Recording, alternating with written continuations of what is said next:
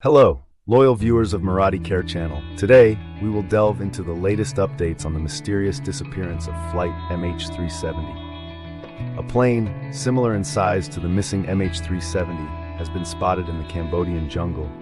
Do you remember Malaysia Airlines MH370? About 8 years ago, this news shocked the world. A Boeing 777 carrying 239 people vanished without a trace. Despite the participation of many countries in the search mission, the plane was not found for years. Previously, Madakatiga had discussed the disappearance of Malaysia Airlines MH370. Our team promised to make a video if there were any new developments. Recently, some foreign experts claimed to have found Malaysia Airlines MH370. Some even used Google Maps to record an object suspected to be the plane. They discovered the plane circling in the air in a standby mode, often used when preparing to land. Could Malaysia Airlines have been trying to land, or was someone negotiating with the plane?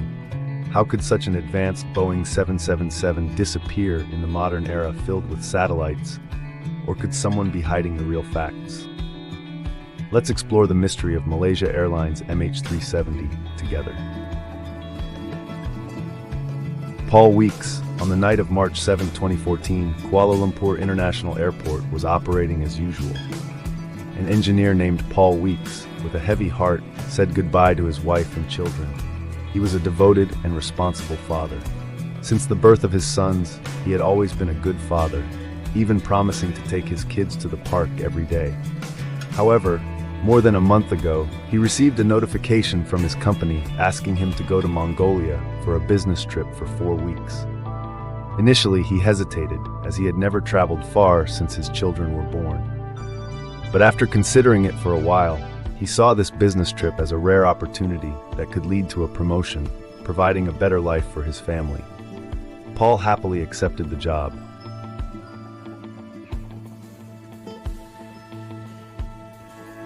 Meanwhile, Danica, Paul's wife, recounted that 3 days before boarding the plane, Paul did all the work a husband and father could do.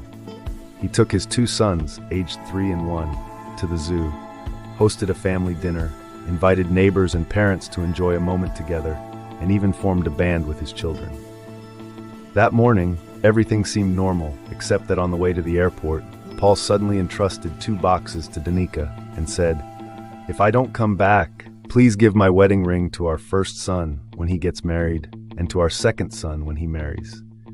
Danica was stunned upon hearing Paul's message. She replied, "Don't be silly, you will come back. I will give the ring back to you so you can give it to your sons yourself." Paul gently explained that he was doing this because they had experienced a car accident not long ago. That experience made him feel compelled to do it. "But believe me, I will be fine," Paul assured Danica.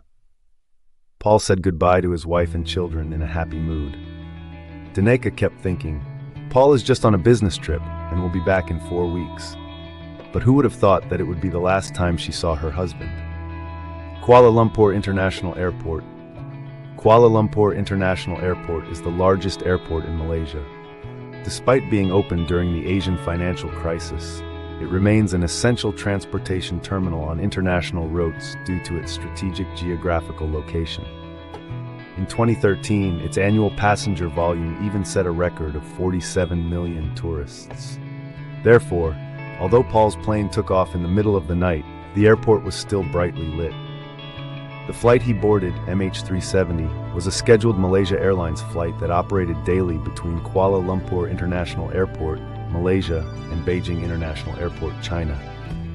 However, when Madakatiga examined the final report on MH370, they found that the Boeing production line number for MH370 coincidentally had the same number as the error code 404 in web searches, a truly eerie coincidence. At that time, the passengers of Malaysia Airlines MH370 had completed all check-in procedures by 12:10 a.m. as usual.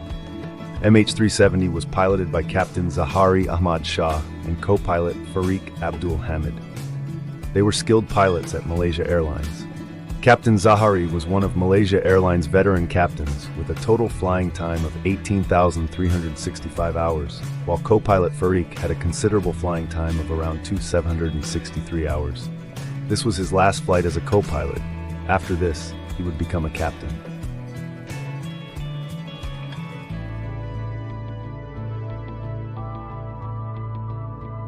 Back at the airport at 12:25 a.m. local time, after everything was ready, Malaysia Airlines MH370 finally received clearance to take off.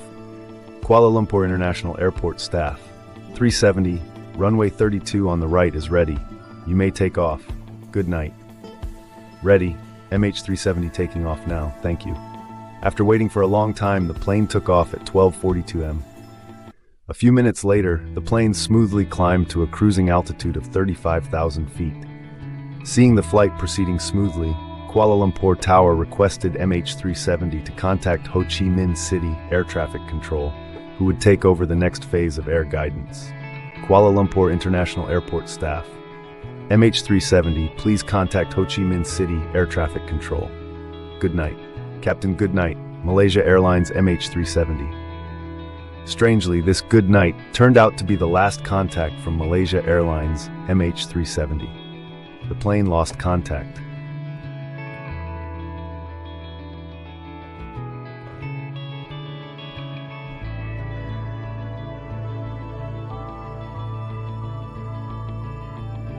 Eight years ago, on March 8, 2014, at 6:30 a.m. local time, Malaysia Airlines MH370 was scheduled to arrive in Beijing International Airport as per its schedule.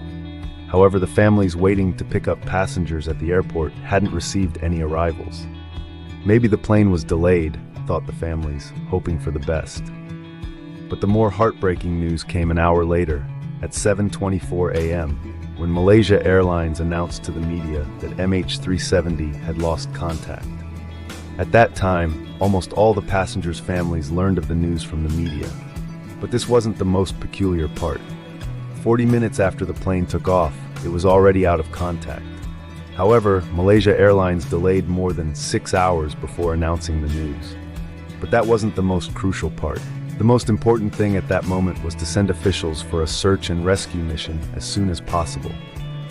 At that time, Malaysia Airlines stated that the last known location where the plane lost contact was in the South China Sea and the Gulf of Thailand.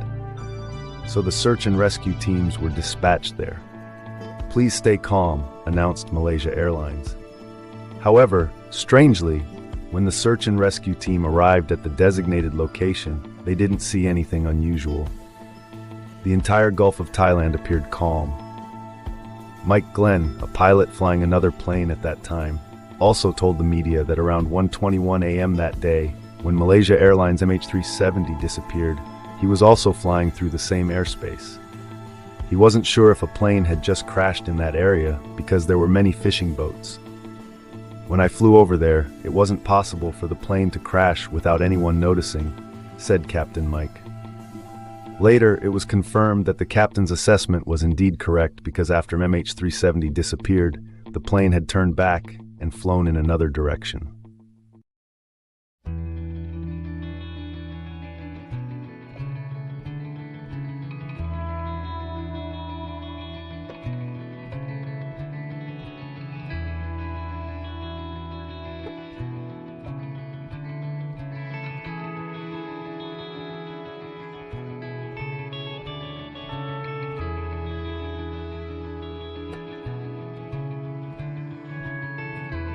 However, it was 5 days later when the Malaysian government learned they had been looking in the wrong place. By that time, the plane had already crashed due to a lack of fuel, according to expert investigations. A significant number of strange points about the plane were because someone didn't want it to be found. If the truth was to be clarified, they had to go back to the last communication of Malaysia Airlines. Transponder turned off. Kuala Lumpur International Airport staff. MH370, please contact Ho Chi Minh City Air Traffic Control. Good night. Captain, good night. MH370. According to information released after the incident, within 2 minutes of this conversation, the plane's transponder and ADS-B stopped working. At the same time, the transponder and ADS-B are systems that identify the plane's identity. These systems provide the plane's specific location, identity number, altitude, and other information to the Air Traffic Control Center. It's important to know that the possibility of both systems failing simultaneously is very low. In other words, someone deliberately turned off these systems. According to the Malaysian government, because these systems were turned off, they determined that the location where the signal was lost was the crash site. Only after the search and rescue team found no debris did they send satellite data and found that MH370 had turned around and reached the Indian Ocean. But the strange part is why they didn't send the satellite data from the beginning.